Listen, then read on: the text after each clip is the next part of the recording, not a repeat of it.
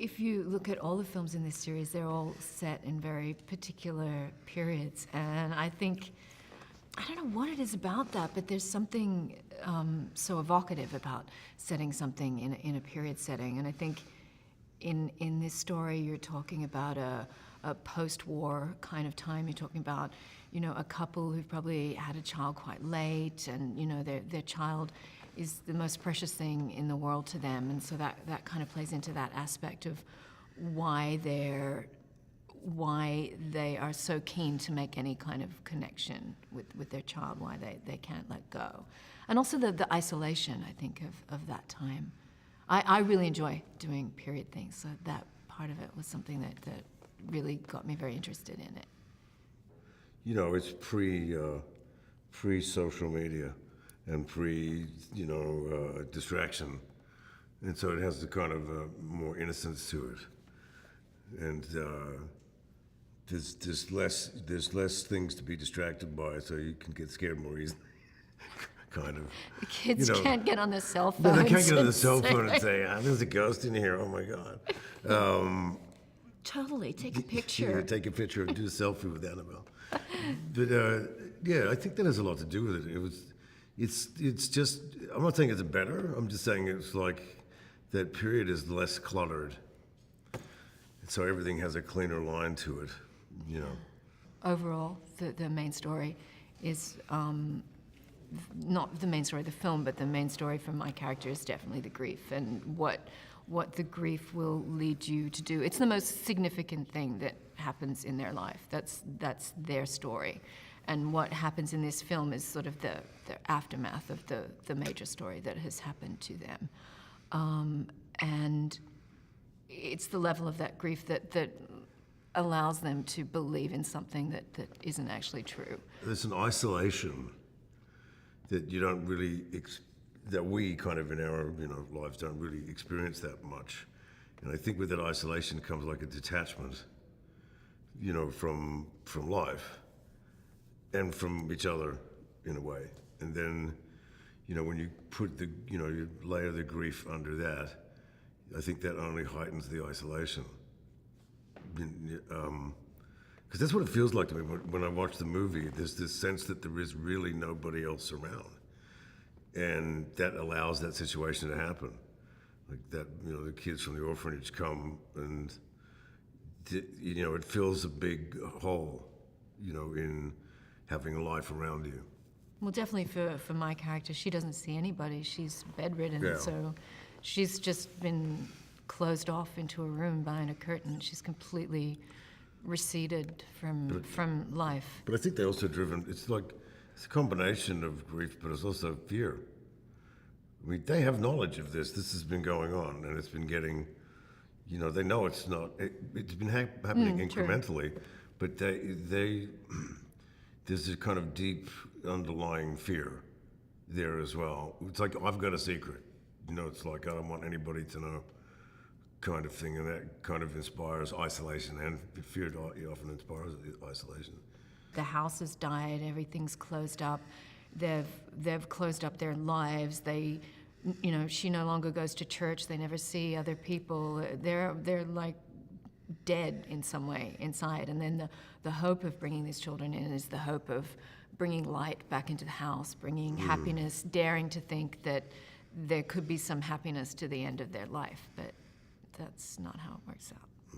We both created backstories, for what our characters had gone through, and talked about it later. Yeah. We actually talked about it today, I think. Yeah, for we the were first talking time. about, yeah. But we both independently kind of created backstories as to, what had happened to them after the child died, and how it got to this point, and why they let why these kids from the orphanage stay there. And the conclusion I came to was that, he didn't want them there, but she had suffered so much because of the death of our child and what had happened to her physically, that she wanted to hear the sound of children, in her life again. And so, I made the decision, without talking to you, sorry. It's good, I like it. That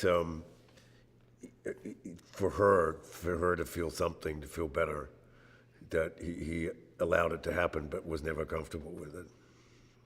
Sometimes it's nice to keep some of these things secret because they have more potency the less you talk about them. Do you know what I mean? If you're using those things to help stimulate things, it's better you don't talk it all out too much. It's better just to contain it like it's... Because sometimes like the story in your head is better or worse than the one Yeah. your co-star has. And if they have a, it's like I never really talk about, I don't really talk to anybody And about the other funny characters. thing in this is I think that they've almost They've stopped lived talking. parallel I lives. know. Like they don't really talk. They're coexisting in this house, and it's not that they hate each other or anything like that. But I think what's happened to them has broken them apart. And The magical there's nothing symbiosis. to talk Well, about. we just did it. But it's true, it does parallel the, Yeah, interestingly, parallels. They haven't spoken to each other really on an intimate level for a long time. yeah. And every actor is different, but I find when I'm working that like whatever I'm doing does color. I didn't used to think so. No, it does. But it I've does. realized now it that it changes your colours- mood on things, Yeah, right? if I'm doing you a don't turn comedy- into the character if in I'm real doing- life, but it affects how you see the No, it world. infuses you. And So Yeah. like when I definitely notice now if I do a comedy, I'm I'm just a happier person at home. And if I'm doing something that's more dramatic and takes you to darker places, I'm definitely, not exactly in that state of mind, but in that area. So it does affect you. Because you have to basically if you're doing it for 12 hours a day, even if you shoot 30 seconds, you still got to stay. I have to stay.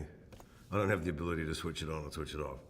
So there's somewhere where you go and you kind of sit in that place and wait for them to say they're ready to, you'll be sitting in your dressing room for half an hour or 40 minutes or whatever. And I always find I kind of have to sit at this certain place to get back into it easily. Otherwise I struggle a little bit. Bit, but I only really had interaction with the girl who played our daughter, who is lovely and such a professional too. Like they're so young and so all over it. Professional, know exactly what they're doing. She was very keen to do all the vomiting of the black stuff. Oh yeah, Oh, I didn't these know that. kids, I they're didn't know totally that. up for all the gruesome stuff. didn't They know that. can't wait. I enjoyed working with them, but I don't know if I said it yesterday. I made a conscious choice I didn't get friendly with them on the set because I didn't want that to change. Like, I have a 14-year-old daughter, so if I start to get friendly with them, I know it's going to change my performance. They're going to be like, "Oh, that's so cute." So I kind of wanted to maintain the distance that was in the movie, and so I just would do my scene, go. I didn't really say much, and. I know at times they would look at me like, what's wrong with this guy? They were very vocal.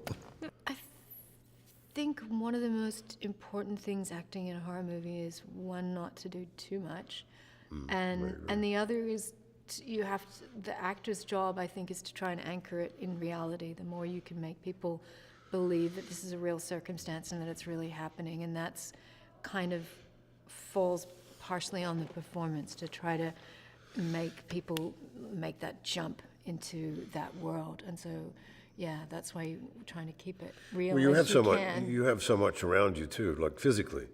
You have the house. You have all this stuff, and that does a lot of the work for you. All you have to do is, like you said, realistically exist in that space. But the space is a character in itself. It speaks volumes, and so it's really about modulating your performance. The less you do, I find, the better. it is. And also, it really is a director's medium in that it's not going to work unless it's shot right. It has to be shot in a particular way. He has to build the suspense in the shots. He's pulling all the strings. You can't run away with your performance somewhere and think it's going to be based on that. It's really based on creating this tension and atmosphere, and Which David David's was the great at master it, at yeah. that.